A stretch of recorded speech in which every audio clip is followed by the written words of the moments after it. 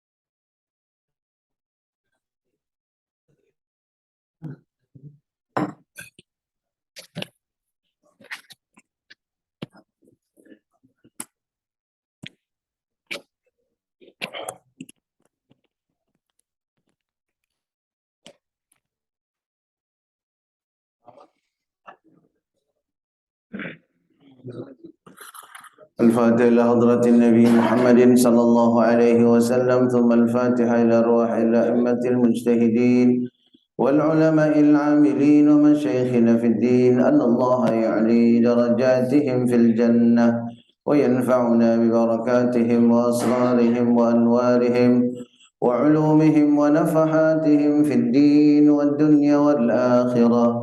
الفاتحة. أعوذ بالله من الشيطان الرجيم. بسم الله الرحمن الرحيم. الحمد لله رب العالمين الرحمن الرحيم مالك يوم الدين. إياك نعبد وإياك نستعين. اهدنا الصراط المستقيم صراط الذين أنعمت عليهم غير المغضوب عليهم ولا الضالين. آمين. يا رب بالمصطفى بلغ مقاصدنا واغفر لنا ما مضى يا واسع الكرم.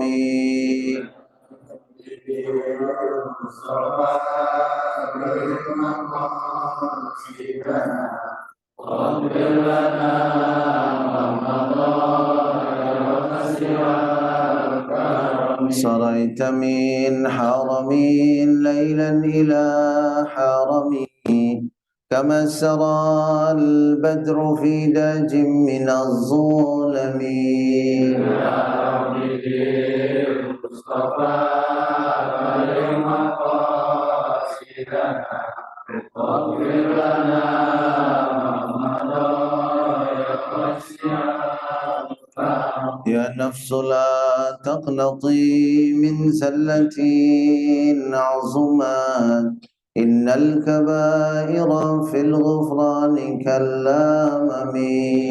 يا رب بالمصطفى بلغ مقاصدنا واغفر لنا ما مضى.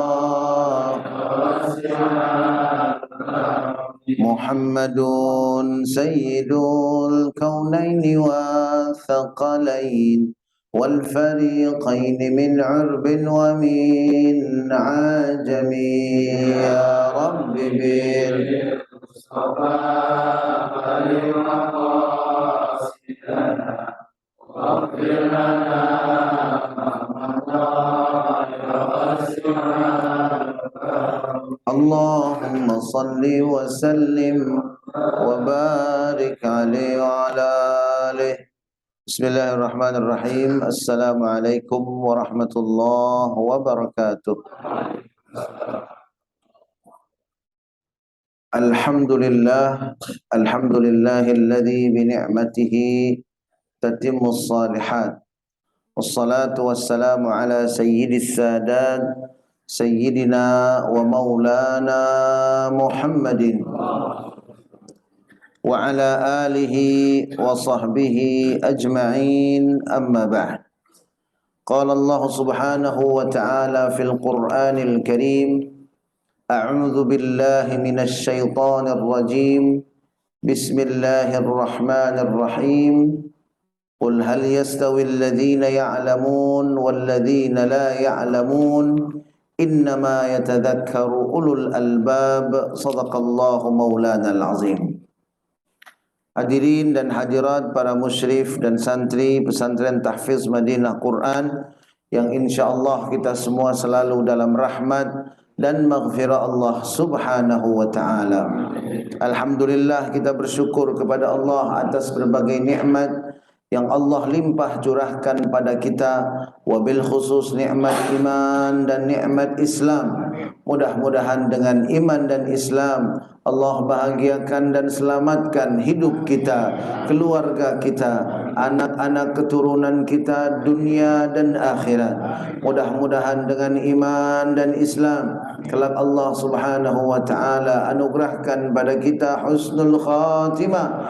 Dan mudah-mudahan dengan iman dan Islam kelak Allah subhanahu wa ta'ala pertemukan kita dengan kekasih hati kita, Nabi besar Muhammad sallallahu alaihi wasallam, meraih syafaat beliau, berkumpul bersama orang-orang yang saleh di dalam surganya Allah subhanahu wa ta'ala. Amin, amin, amin ya Allah ya Rabbal alamin. Jamaah rahimakumullah, kita lanjutkan ta'lim hadis Nabi besar Muhammad sallallahu alaihi wasallam yang merujuk kepada kitab hadis Fathul Bari Syarah Sahih Al-Bukhari yang disusun oleh Al-Imam Ibnu Hajar Al-Asqalani. Namun sebelum itu kami mohon para jamaah baik yang hadir di Masjid Jami' At-Taqwa maupun yang hadir dan bergabung di Majlis Ta'lim Madinah Quran maupun para santri dan musyrif di pesantren Tahfiz Madinah Quran agar berkenan untuk membacakan suratul Fatihah untuk kesembuhan dari bibi kami, yaitu Ibunda Hajjah Maisarah yang saat ini sedang dirawat di Rumah Sakit Premier Jatinegara. Mudah-mudahan Allah subhanahu wa ta'ala menyembuhkan penyakitnya. Allah subhanahu wa ta'ala membersihkan penyakitnya. Allah subhanahu wa ta'ala memulihkan kesehatannya. Dan mudah-mudahan Allah subhanahu wa ta'ala menjadikan penyakitnya sebagai pelebur dan penggugur dosa-dosanya. Dan kita yang mendoakan mudah-mudahan Allah berkahi kesehatan kita sehingga semakin sehat badan kita, semakin istiqamah beribadah kepada Allah subhanahu wa ta'ala. Ala hadhihi niyat wa likulli niyatin salihah wa ila hadratin Nabi Muhammadin sallallahu alaihi wasallam.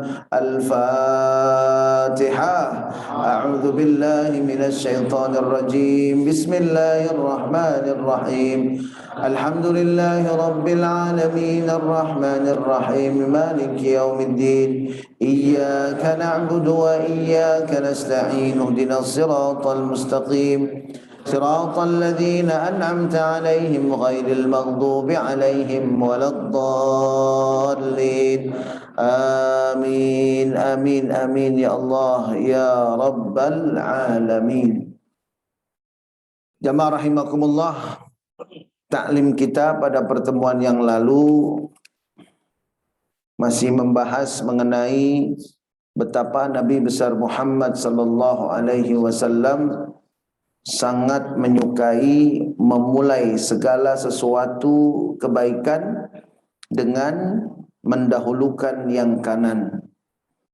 Dan sudah kami sampaikan bahwa mendahulukan yang kanan ini bukan sekedar memilih organ, tetapi sekaligus doa dan pembiasaan bagi kita, karena Allah Subhanahu wa taala di dalam Al-Qur'an membagi manusia ke dalam dua golongan.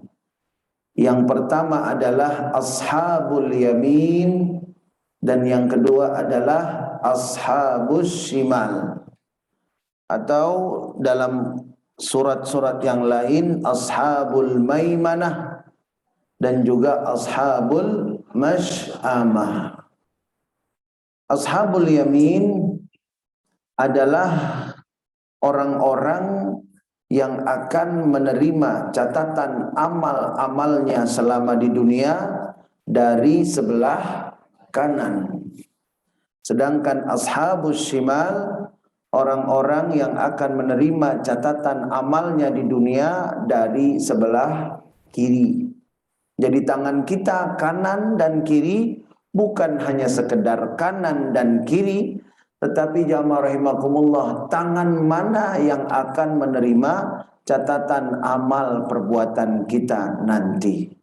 Mudah-mudahan yang istiqamah hadir di majlis taklim Sabtu subuh ini, dan juga mudah-mudahan majlis taklim Madinah Quran, sahabat-sahabat surga semuanya, kita termasuk orang-orang yang kelak menerima buku catatan amal-amal kita di dunia dari sebelah kanan. Ashabul yamin. Amin ya rabbal alamin. Karena itulah Rasulullah sallallahu alaihi wasallam sangat suka untuk memulai segala sesuatu dari sebelah kanan. Kemudian kita juga sudah membahas bahwa wudu ini tidak sekedar lahirnya saja yang bersih, tetapi kita niatkan dengan wudu ini batin kita juga bersih. Di antara wudu kita ini faedah batiniyahnya, faedahnya untuk batin kita adalah menggugurkan dosa-dosa kita. Jamaah rahimakumullah, ketika seseorang berwudu, berkumur-kumur membasuh wajah dengan cara yang benar, maka kata Nabi, dosa-dosa yang pernah dilakukan dengan wajah kita ini Allah Subhanahu wa taala akan gugurkan. Amin ya Allah ya rabbal alamin. Jadi setiap kali kita berwudu, maka ketika kita membasuh wajah, dosa-dosa kita yang kita lakukan dengan wajah, Allah Subhanahu wa taala akan gugurkan. Karena itu hadirin sekalian, kalau mendengar hadis ini berarti kita harus lebih semangat lagi berwudu. Semangat untuk menjaga wudu dan juga semangat untuk mempelajari wudu seperti apa yang dilakukan oleh Nabi besar Muhammad sallallahu alaihi wasallam. Kemudian ketika kita membasuh tangan, bukan hanya tangan yang bersih, tetapi dosa-dosa tangan kita juga akan berguguran. Masya Allah, luar biasa. Ini tanda sayangnya Allah kepada kita hadirin sekalian. Allah tahu hambanya ini banyak dosa, sehingga Allah berikan berbagai cara, berbagai wasilah untuk bisa menggugurkan dosa-dosa kita. Dengan cara yang tidak berat. Berat nggak wudu, Pak? Wudu berat apa ringan? Yang berat apanya? Godaannya. Betul.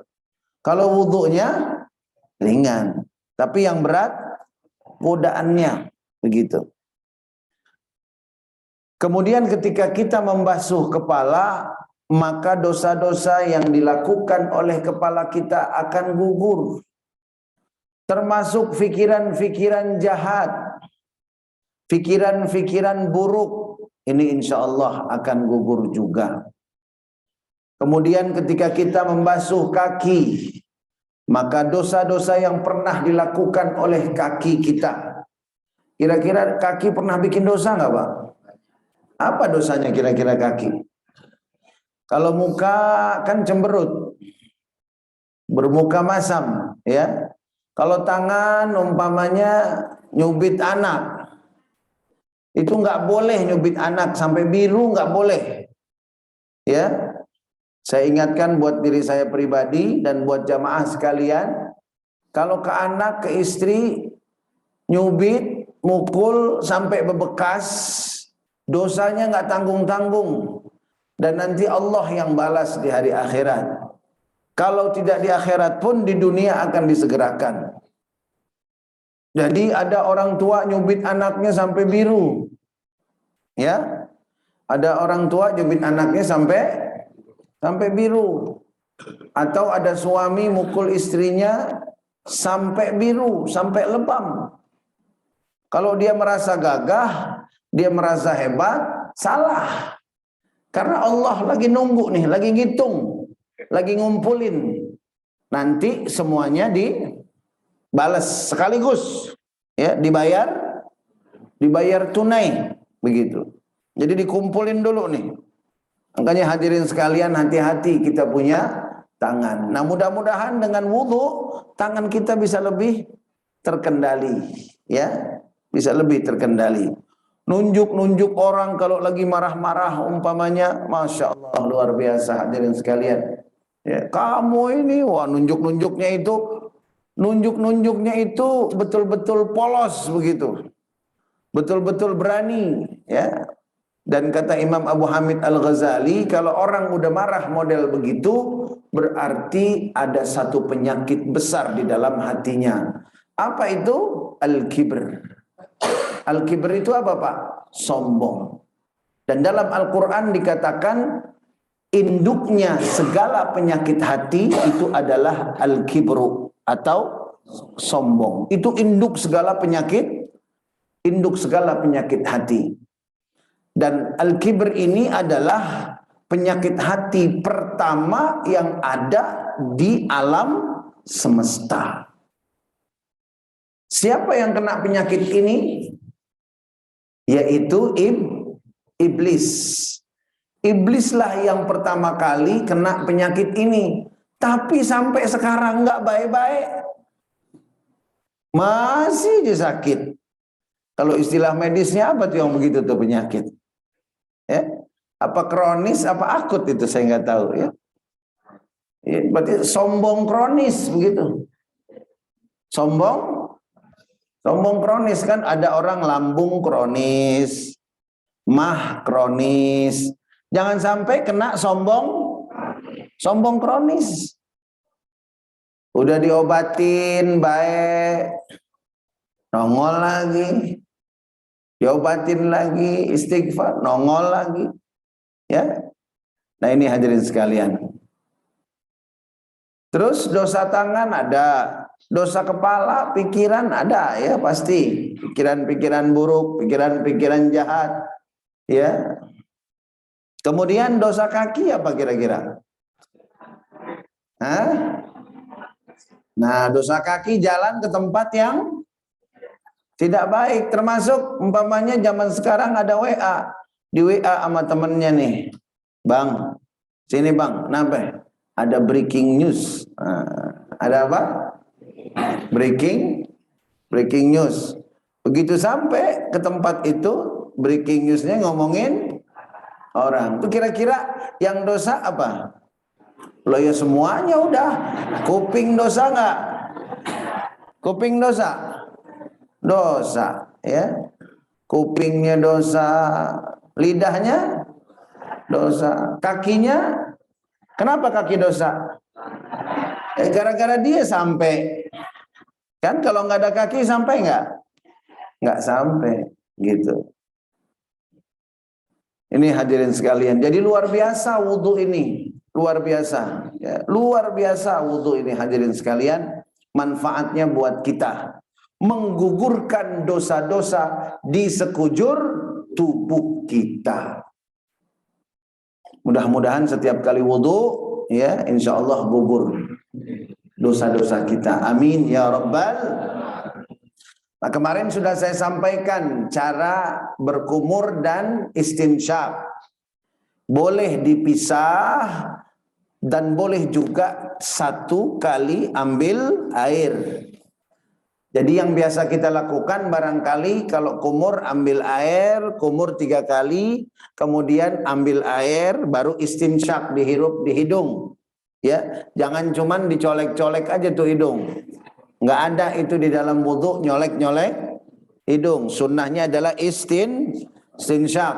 Bapak-bapak, ibu-ibu, saudara-saudari sekalian, kalau pengen jaga saluran nafasnya, itu cara yang paling mujarrab. Kalau kita bilang mujarab ya, padahal itu bahasa Arab. Mujarrab yang ampuh itu adalah ikut kebiasaan Nabi, yaitu istinsyak, dihirup airnya, kemudian istinthar, dikeluarkan lagi. Nah, cara yang saya sampaikan yang dilakukan Nabi adalah min ghurfatin wahidah, dari satu kali ambil air. Jadi satu kali ambil air dengan telapak tangan kanan, kemudian dihirup, sebagian diminum, bukan diminum, apa namanya? Dihirup, kemudian dikumur-kumur, dikeluarkan, sisanya masukin ke hidung sambil dihirup. Jadi ambil air, masukin ke mulut, kumur-kumur, sisanya begitu, dihirup ya. Berapa kali? 3 kali. 1 kali boleh? Boleh. Yang penting jangan lebih dari 3 kali. Karena kalau lebih hukumnya makruh. Bukan tambah bagus tapi makruh. Kemudian membasuh wajah. Kemarin sudah saya sampaikan cara basuh wajah. Ambil air dengan 2 telapak tangan. Kemudian mulai dari bagian atas. Di bagian atas dituangkan airnya ini ke bawah. Karena itu termasuk kategori ghaslu atau membasuh. Ghaslul wajhi, membasuh wajah. Jadi kalau membasuh wajib ada air yang mengalir. Jadi ambil air, ditampung dengan tangan, kemudian diambil di arah atas sambil airnya mengalir ke bawah, turunin ke bawah, diratakan ke seluruh wajah, lalu terakhir diakhiri dengan ibu jari dan telunjuk, diletakkan di kedua ujung atau pangkal mata, kemudian ditarik ke dalam sampai memegang tulang hidung, kemudian dikeluarkan lagi dengan niat membersihkan mata kita. Sampai sini jelas? Jelas? Insya Allah kita amalkan sama-sama ya. Kemudian kita ambil air dengan tangan. Nah, ambil air dengan tangan biasanya yang sering saya lihat, apalagi pakai keran. Buka kerannya, kemudian air itu kena ke siku, turun ke bawah. Karena posisi kita memang ke bawah, begini kan? Kebanyakan begitu saya lihat. Nah, kalau mau afdal, ambil air sedikit, makanya buka kerannya sedang-sedang aja, jangan sampai ngocor begitu ya. Jangan ngocor, buka kerannya sedang, ambil air sedikit, tampung dengan tangan kanan, turunin ke bawah. Turunin, ada air ngalir gak? Ada, karena tangan ini juga ghaslu, membasuh. Turunin ke bawah, airnya mengalir, langsung diratain pakai tangan. Nah, begitu. Jadi gerakannya bukan ke bawah, tapi kemana? Ke atas. Ambil air di keran, lalu kemudian turunin ke bawah, ratain dengan tangan. Begitu. Ya. Kita kadang-kadang mikirnya kalau wudhu itu tangannya harus kena air terus, betul? Ya, badan kita ini mesti kena air terus begitu, dikocorin aja sambil digosok-gosok begitu. Ya, padahal Rasulullah kalau wudhu sangat sederhana dan hemat air. Ambil dikit, turunin, kemudian dibasuh, diratain semua, jangan lupa belakang siku, ya, karena itu sering terlewat. Setelah selesai, jangan lupa sela-sela tangan kita ini, jari-jarinya dibersihkan seperti ini. Jelas, Pak? Jadi ambil air, turunin ke bawah, kemudian diratakan. Terakhir setelah rata, bersihkan jari-jarinya seperti ini. Gitu. Coba bayangin hadirin sekalian, kalau kita lakukan itu, dosa-dosa yang pernah kita buat dengan tangan ini, dengan jari-jari ini, Allah gugurkan. Masya Allah, luar biasa. Ya, padahal kita wudhu adem, jadi bersih. Dosa kita juga ikut gugur. Allahumma salli ala sayyidina Muhammad wa ala ali sayyidina Muhammad. Yang kiri juga begitu. Nah, kemudian untuk kepala. Bagian kepala ini hadirin sekalian, bagian kepala seperti yang sudah pernah saya praktekkan, boleh 3 kali, boleh 1 kali. Kalau mau 3 kali ya nggak apa-apa. Kalau Imam Syafi'i itu cukup beberapa helai rambut, jadi cukup peci diginiin, kemudian, nah kalau rambut atau kepala ini bukan ghuslu tapi mashu. Kalau mashu nggak usah ada air mengalir, yang penting basah. Jelas perbedaannya. Kalau ghuslu harus ada air yang mengalir, berarti muka harus ada air yang mengalir, tangan harus ada air yang mengalir, kaki harus ada air yang mengalir. Nah, kalau kepala bukan ghuslu, mashu, mashur ra'si, mengusap kepala. Kalau ghuslu membasuh wajah, tangan dan kaki. Tapi kemudian kalau kepala mashu, artinya nggak harus ada air mengalir, cukup basah saja. Jadi ambil, ketika kita wudhu, keran sudah kita buka, ambil air sedikit, begitu basah, nih tempelin aja ke ujung kepala kita nih. 1, ambil lagi, 2, ambil lagi, 3. Sah belum? Kalau mazhab Imam Syafi'i. Tapi jangan dikira mazhab Imam Syafi'i itu begitu. Mazhab Imam Syafi'i itu yang begini nih, yang beberapa helai rambut, itu masuk kategori minimal. Apa Pak? Minimal. Yang afdalnya tetap semuanya. Dan bahkan dicontohkan ya, caranya itu kita ambil air, dibasahin 2 telapak tangan kita, kemudian ini ibu jarinya di sini. Nah, kemudian nih tangan kita nih yang basah, kita basuh, kita usap ke belakang ya, usap ke belakang begitu. Kalau bapak-bapak sampai belakang, ibu-ibu juga sama, sampai tengkuk maksudnya. Nah, kalau bapak-bapak majuin lagi ke depan, majuin lagi ke depan begitu. Kalau ibu-ibu nggak usah repot, benar nggak? Nyangkut tuh tangan di rambut, ya. Kalau bapak-bapak nih begini, tangan kita basah, usap ke belakang, kemudian ke depan lagi majuin. Nah, gitu, ke depan lagi majuin. Nah, kemudian setelah itu boleh langsung ke telinga, walaupun sunnah ini. Boleh langsung ke telinga, nggak usah ngambil air lagi. Cukup sekali, selesai. Jelas hadirin? Ya. Nah, ini supaya wudhu kita jadi wudhu yang bagus ya, wudhu yang bagus. Nah, makanya mudah-mudahan ini bisa dibikin videonya nih. Jadi bapak-bapak bisa nanti lihat di rumah, begitu ya. Oh, begini nih saya mestinya berwudhu seperti Nabi Muhammad sallallahu alaihi wasallam. Ya, doain aja bisa selesai videonya. Amin. Ya Rabbal alamin.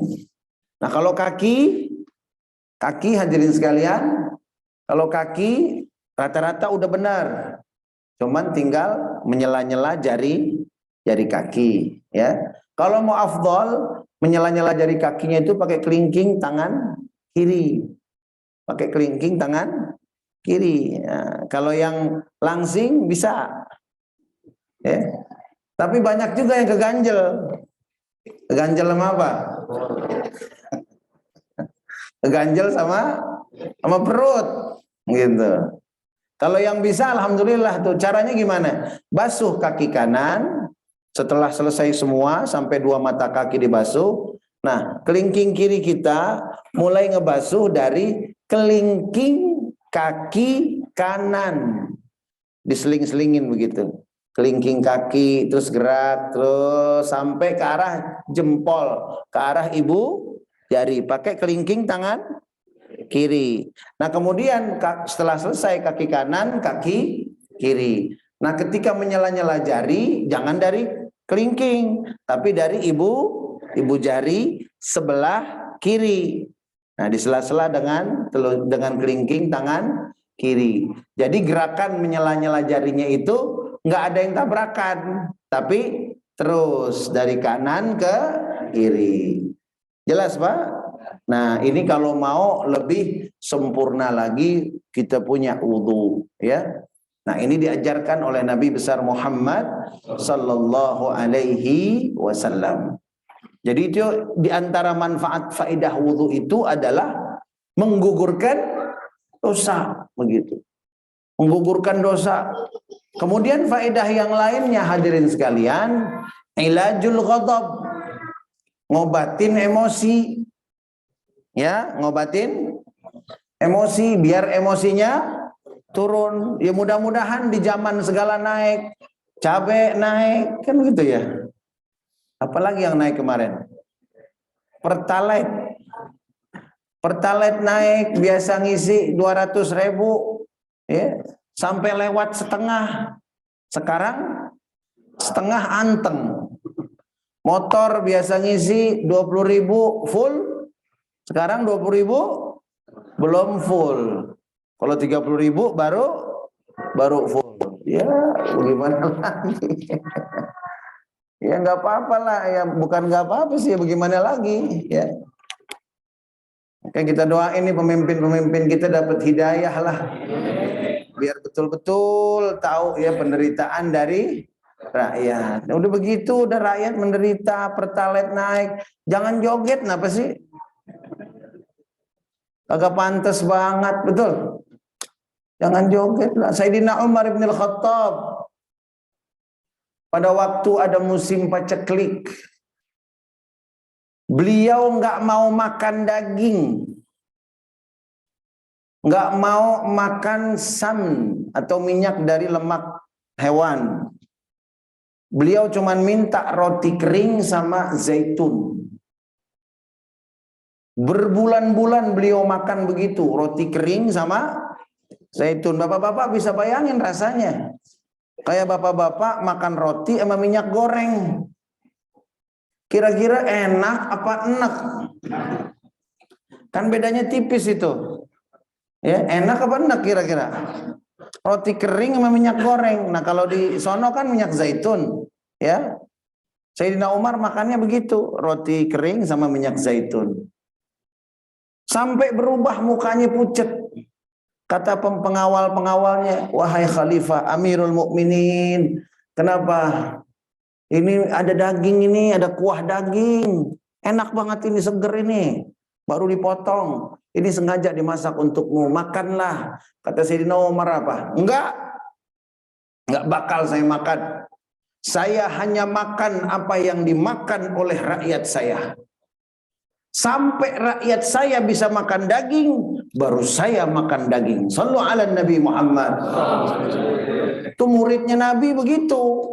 Ya, muridnya Nabi begitu, luar biasa. Masya Allah, luar biasa. Makanya khalifah-khalifah yang 4, terus sahabat-sahabat yang jadi gubernur di mana tempat, nggak ada yang nambah kekayaannya itu jadi pejabat. Malah Umar bin Abdul Aziz dikatakan di dalam sejarah secara jelas, begitu Khalifah Umar bin Abdul Aziz diangkat jadi khalifah, dia temuin istrinya. Kalau bahasa kitanya mah, saya diangkat jadi Amirul Mukminin. Kira-kira girang nggak tuh, Pak? Masya Allah. Bapak-bapak nungguin ditelepon sama presiden, kagak ditelepon-telepon. Waktu penggantian kabinet, ya ditelepon nggak? Nggak ada yang ditelepon. Ya, kita nunggu aja. Tuh mudah-mudahan ditelepon nih gitu. Ya. Pas giliran ditelepon bukan presiden, PLN nanggil listrik kan. Gitu. Tuh hadirin. Khalifah Umar bilang sama istrinya, mah sini mah. Saya udah diangkat jadi Amirul Mukminin. Girang nggak? Girang lah. Girang. Oh, Amirul Mukminin, masya Allah. Dulu Amirul Mukminin itu jabatannya bukan jabatan lokal, tapi jabatan internasional. Seluruh wilayah kekuasaan. Waktu zaman Sayyidina Umar aja, Islam itu udah sampai ke Eropa Utara. Jadi wilayahnya bukan Arab aja, sampai ke Eropa begitu. Ya, Khalifah Umar bin Abdul Aziz cuma 2 tahun jadi khalifah, meninggal. Dia panggil istrinya, mah sini. Kenapa? saya jadi Amirul Mukminin. Wah, seneng banget kan. Kira-kira bayangannya apa tuh Pak? Hah? Wah, kayaknya beli villa lagi nih. Beli mobil lagi nih. Kan gitu ya, beli apa lagi nih. Umar bin Abdul Aziz ternyata enggak, istrinya salah sangka. Itu baju-baju kamu yang bagus, yang dibeli pakai duit negara, balikin sekarang juga ke Baitul Mal. Gitu. Bengong bininya. Hah? Bener ini? Suruh balikin, suruh balikin. Terus gelang-gelang kamu yang dibeli pakai uang negara, balikin ke Baitul Mal. Coba hadirin, bukan kaya, malah melarat. Ya, baju-baju beliau semuanya, anak-anaknya semuanya baju-baju bagus yang waktu sebelumnya kan beliau itu keluarga khalifah ya. Kan banyak baju-baju bagusnya keluarga khalifah. Gini di khalifah dibalikin semua ke Baitul Mal. Terus kata Umar bin Abdul Aziz kepada pengawal dan ajudannya, tolong beliin saya baju yang harganya 2 dinar. 2 dirham. Pengawalnya bengong. Amirul Mukminin, nggak ada baju harga 2 dirham katanya. Nggak ada baju harga 2 dirham, nggak ada. Ya udah, kalau nggak ada baju 2 dirham, cariin saya baju yang paling kasar. Masya Allah, sallu ala Nabi Muhammad. Mungkin di antara kita ada yang mikir, ini orang model begini apa nggak nyiksa diri? Emang nyiksa diri, tapi membahagiakan rakyatnya. Betul? Yang repot kan kalau pemimpin membahagiakan diri rakyatnya. Nah itu.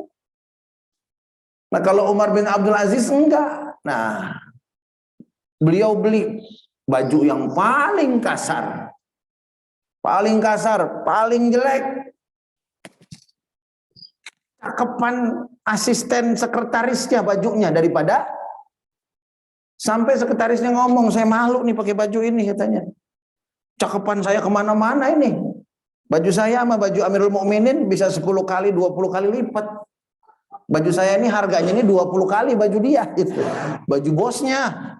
Ya, tuh hadirin. Nah, ketika seperti itu mentalitasnya, maka yang terjadi adalah pikirannya itu semuanya ke rakyat. Bahkan suatu hari anaknya itu datang menemui beliau ya di kantornya. Kemudian ditanya, "Abdullah, kamu mau nanya masalah pribadi apa masalah negara?" "Masalah pribadi, ayah." "Matiin itu lampunya." Semua lampu dimatiin. Gelap. Kalau kata orang Sunda apa gelap? Poek, begitu. Ya. Para roek sadayana kan begitu. Jadi gelap semuanya. Ngomong itu sama anaknya bingung. Ini kok gelap-gelapan begini ya katanya. Kata ayahnya Amirul Mukminin, ini kan pakai uang negara. Kamu kan nanya masalah pribadi, nggak boleh pakai uang negara walaupun lampu. Sallu ala Nabi Muhammad. Akibatnya apa hadirin sekalian? Akibatnya pemimpinnya nggak kaya, rakyatnya Masya Allah, 2 tahun beliau menjadi Amirul Mukminin, udah susah nyari orang yang menerima zakat. Karena semuanya jadi kaya, kekayaannya dikasih ke rakyatnya nih, kasih ke rakyatnya. Bukan malah jadi pemimpin, malah duluan dia ngambil proyek. Rakyatnya nggak dapat proyek kan begitu. Itu di negeri antah berantah. Di negeri mana Pak? Antah berantah, ya nggak tahu di negeri mana itu. Kalau di sini ada ya berarti antah berantahnya di sini. Itu makanya contohnya Sayyidina Umar bin Abdul Aziz. Nah ini hadirin sekalian juga ada besar pengaruhnya dari wudhu. Ada orang yang menganggap wudhu itu hanya formalitas saja.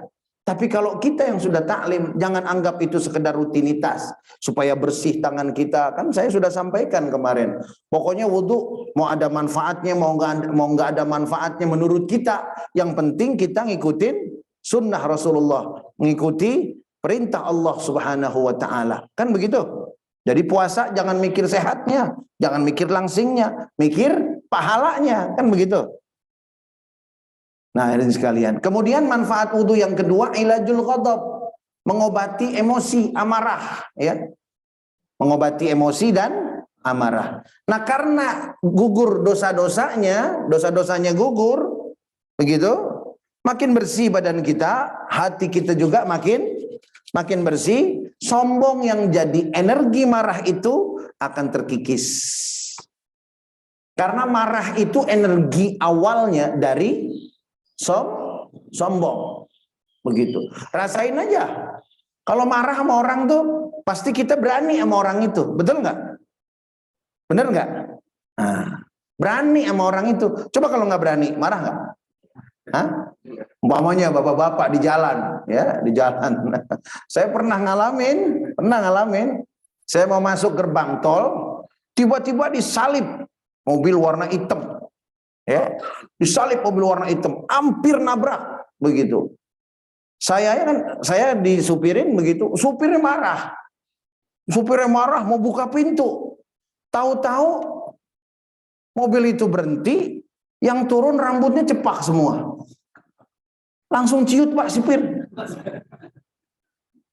Langsung pucet masuk lagi ke mobil.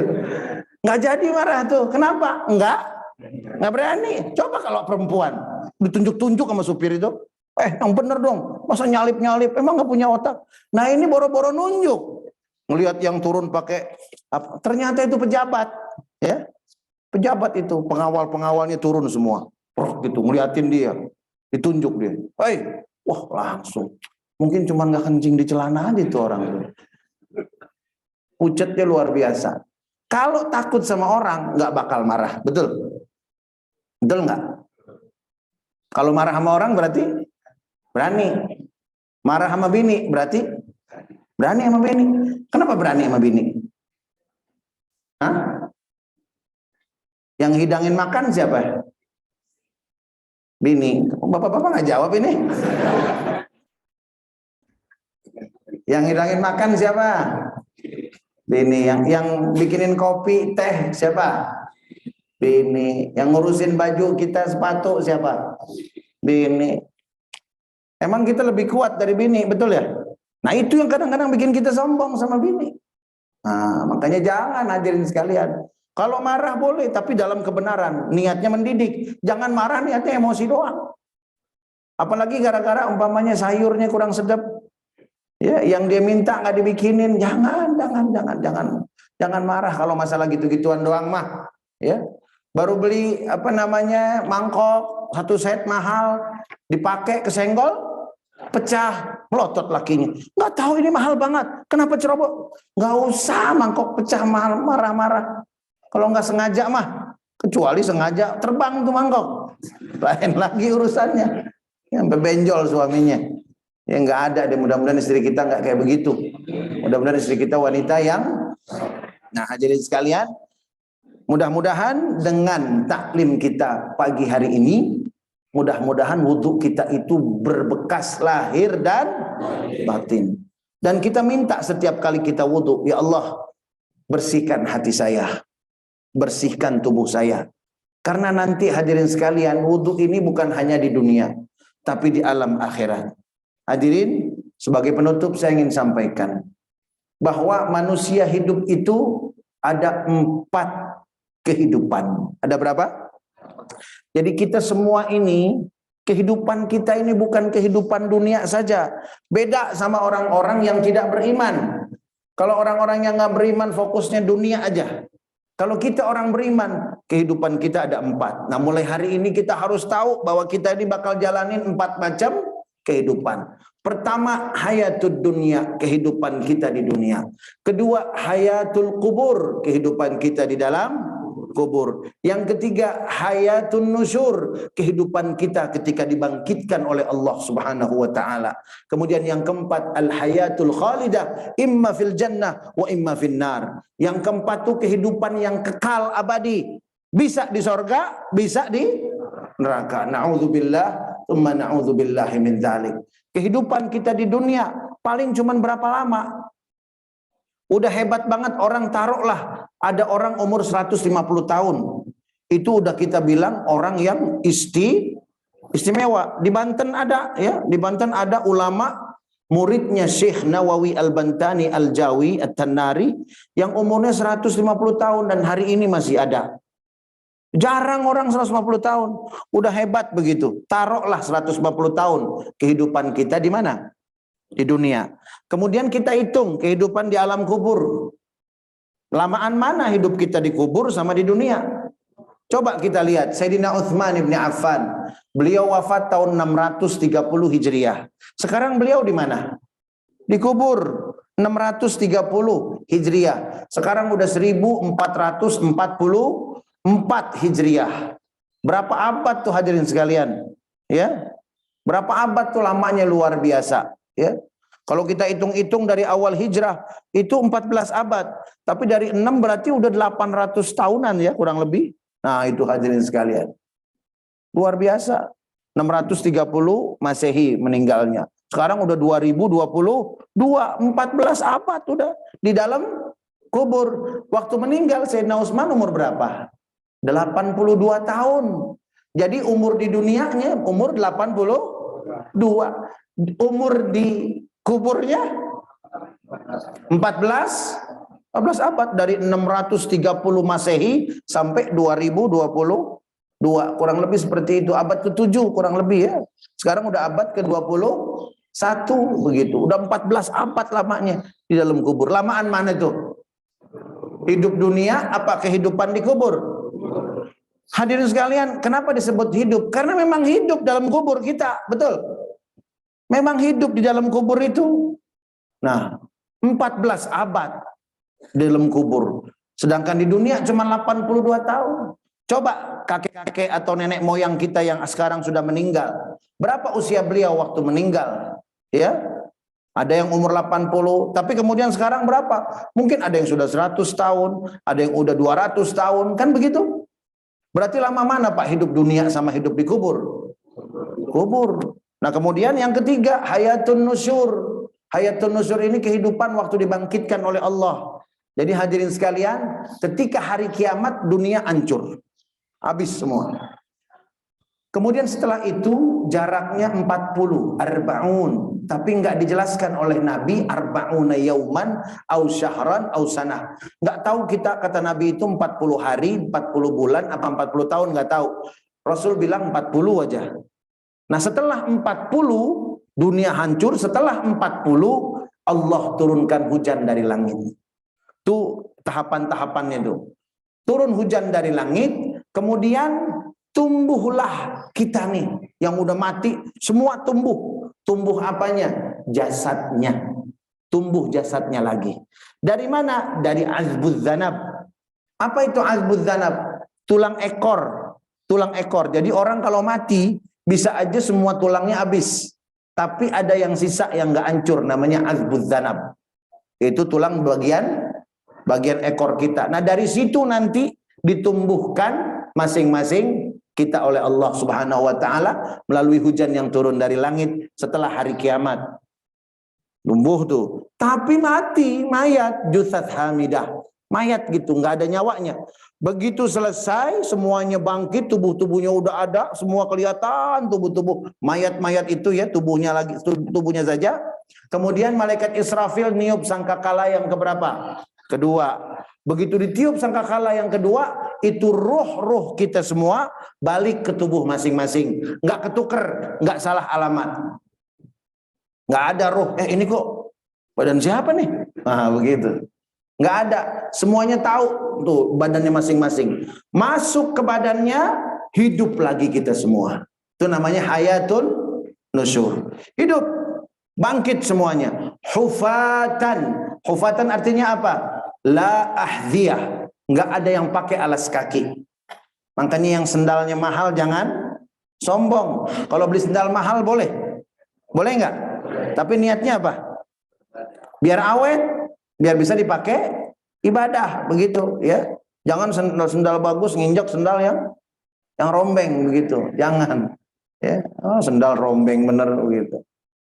Kemudian uratan la albisah, nggak pakai baju. Nggak ada yang pakai baju. Karena baju itu bikin orang berubah. Betul apa enggak? Hah? Bapak-bapak pakai kaos oblong, ketemu orang, kagak ditegur. Benar nggak? Nah, begitu pakai kaos oblong, pakai kemeja, ya. Ah, mulai ada yang negor, Pak, gitu kan. Ganti lagi, pakai jas, pakai dasi. Wah, ini serem juga melihatnya nih. Ya, karena pakai jas. Beda nggak? Bapak-bapak kan kalau pakai jas beda ya. Hawanya apa tuh? Suasananya. Suasananya nikah kan begitu ya. Ya kalau di kantor sih biasa pakai jas. Nah, kita yang nggak biasa pakai jas, kalau pakai jas, wah hawanya kayak mau akad ini kan begitu. Lain hawanya. Makanya kalau haji pakai kain ihram. Yang jenderal kelihatan nggak pakai kain ihram? Sama sama Kang Baso. Betul nggak? Bisa jadi gantengan dia, Kang Baso maksudnya. Saya jenderal. Oh, Bapak jenderal? Saya tukang baso. Kayaknya pantesan dia jenderal deh. Bapak itu tukang baso. Tuh, pakai baju apa? Baju ihram. Makanya pakai baju ihram itu ngeruntuhin juga, itu bukan pakaian. Ngeruntuhin kesombongan tuh hadirin sekalian. Urotan nggak pakai baju.